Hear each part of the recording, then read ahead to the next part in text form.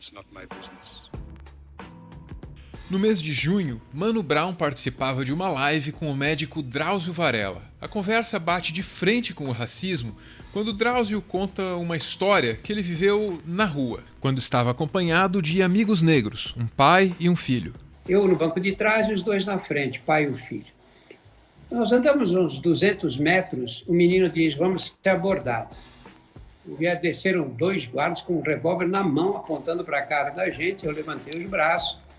E eu já era conhecido com essa coisa de televisão e falei, vocês me conhecem? Me conhecem?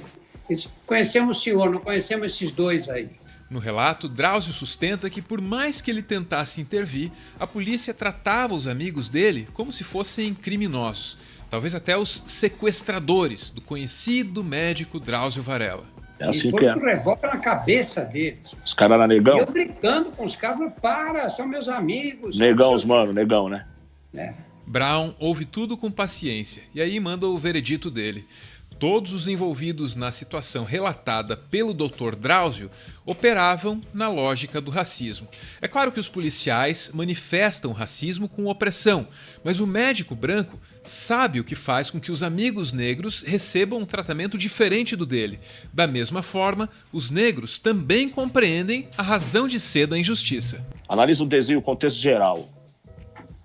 Moro, a mentalidade racista tá na mente de todo mundo ali, naquele exato momento, funcionando ao mesmo tempo. Entendeu? Cada um do seu lugar de fala.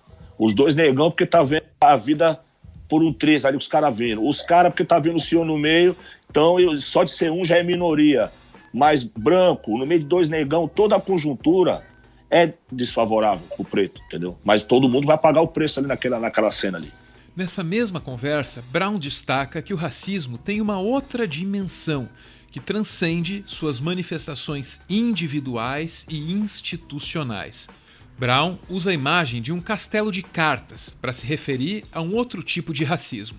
A analogia aqui é entre o castelo e a estrutura social. Brown avisa: se você puxar a carta do racismo, todas as outras cartas caem, o que justifica o termo racismo estrutural. Tá na raiz, isso aí é estrutura.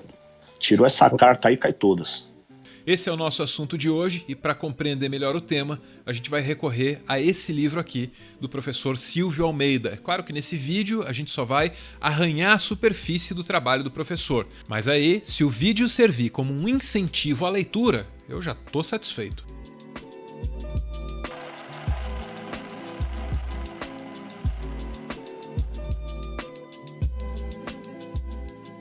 Para compreender o que é o racismo estrutural e como ele opera, a gente depende de outras 2 concepções de racismo. No livro, o professor Silvio Almeida apresenta essas 3 concepções, que são distintas. Existe a concepção individualista de racismo. Nessa primeira concepção, o racismo aparece como uma perversão, talvez patológica e anormal, restrita a indivíduos ou então a grupos limitados. Geralmente trata o racismo como uma patologia social ou então como uma patologia mesmo, né, atribuindo àqueles que são racistas algum tipo de problema intelectual, mental ou mesmo de caráter, enfim. A gente costuma tratar o racismo como uma anormalidade. Na sequência, vem a concepção institucional e aí a concepção estrutural do racismo. Essas 2 últimas concepções podem parecer a mesma coisa, mas não são. Silvio avisa que, em sociologia, os conceitos de instituição e estrutura são muito diferentes. A concepção institucional fala de um arranjo de instituições que operam para manter a hegemonia de um determinado grupo racial no poder. O domínio que homens brancos têm das instituições públicas depende de um regramento que dificulte a ascensão de homens e mulheres negras. E o direito aqui tem um papel fundamental. A questão é, se não fosse o direito, muitas desgraças que ocorrem no mundo não teriam como acontecer. Tá? Ou seja, é isso mesmo. O direito é um veículo fundamental para todos os horrores que nós assistimos no mundo. Inclusive o racismo.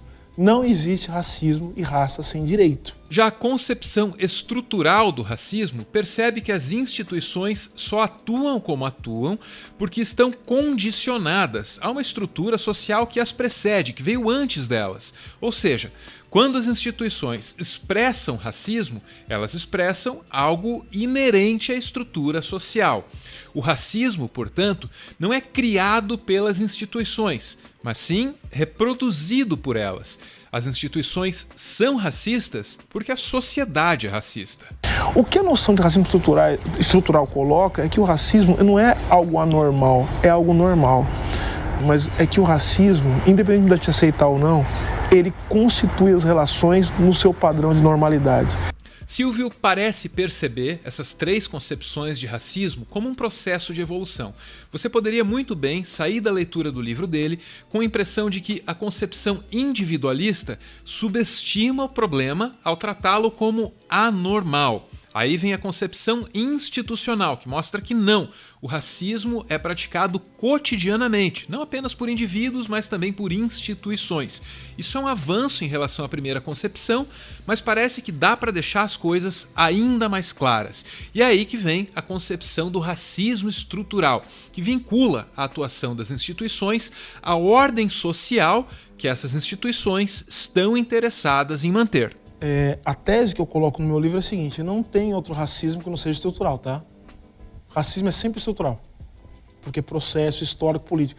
Ah, mas e o racismo institucional? O racismo institucional, ele é uma manifestação parcial do que a gente chama de estrutural. É o racismo que se dá na dinâmica das instituições. Por quê? As estruturas sociais, elas se manifestam aonde? Aonde? Como é que as estruturas sociais se reproduzem? Chama de estrutura que estou falando de... Vamos lá, para simplificar. Falando de política, de economia. Como é que elas se manifestam? Por meio das instituições.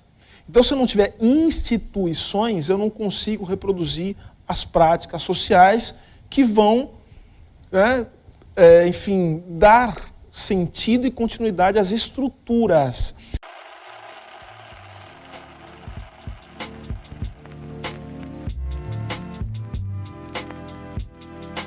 Silvio Almeida batizou um dos segmentos do livro Racismo Estrutural com uma pergunta curiosa: branco tem raça?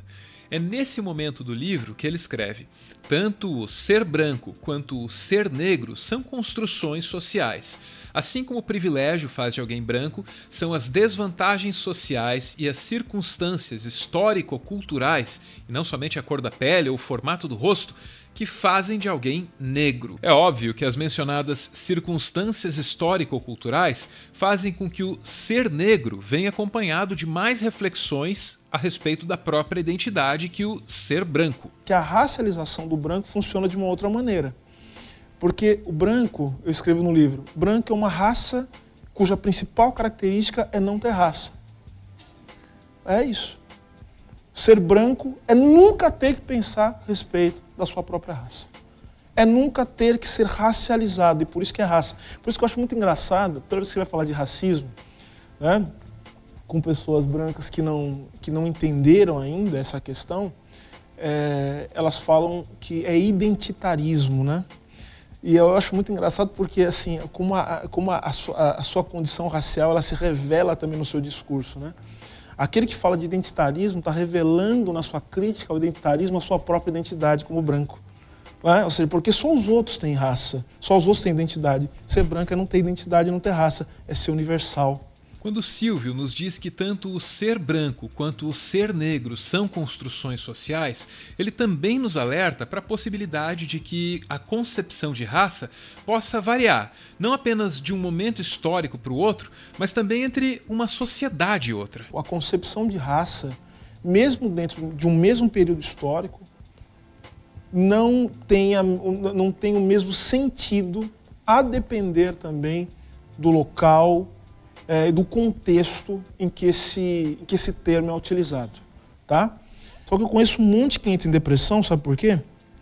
Quando ele vai para os Estados Unidos, por exemplo. Aí ele descobre terrivelmente que lá ele não é branco. Ele é ticano, ele é latino. E ele vai perceber isso sendo tratado como um latino e como um ticano, ele vai ser racializado.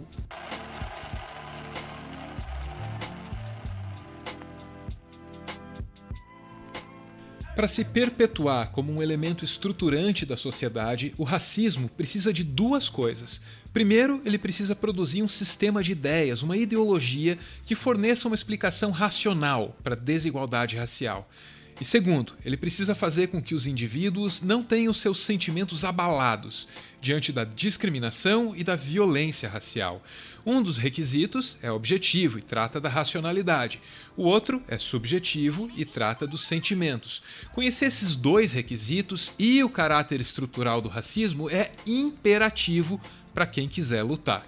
Então ficar tratando raça do ponto de vista moral, racismo é ruim mesmo, é um horror, tem que ser condenado moralmente. Só que isso não leva a nada. E o que eu tenho percebido é que no campo da educação, a questão racial tem sido tratada como uma questão moral, pura e simplesmente. E não é uma questão só moral, é uma questão política, é uma questão econômica. Quem trata o racismo apenas como uma questão moral pode estar trabalhando apenas com aquela concepção individualista do racismo, que, como a gente já viu, é insuficiente. Todo racismo é estrutural e, quando você é confrontado com isso, aí você percebe que o problema é muito mais grave do que a concepção individualista sugere. A gente não está lutando para a gente, né? A gente está lutando para o futuro. A gente não vai ver nenhum resultado disso. Então acho que é isso que faz sentido. A gente dentro desse sistema, a gente luta. Quem sabe as coisas se aceleram de tal sorte, né, que a gente consiga ver, mas talvez a gente não veja o final dessa história.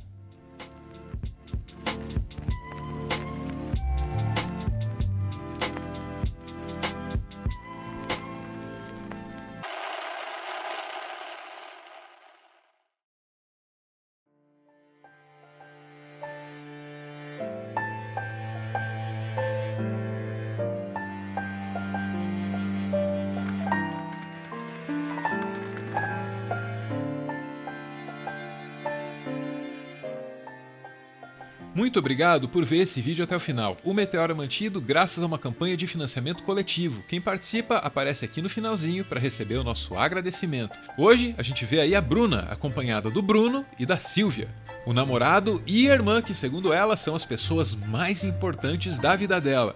A Bruna acrescenta que não conseguiria viver sem essas duas pessoas por perto e que ela deseja estar com o Bruno e com a Silvia para sempre, em todos os momentos. Amo vocês. Beijo, gente. Valeu!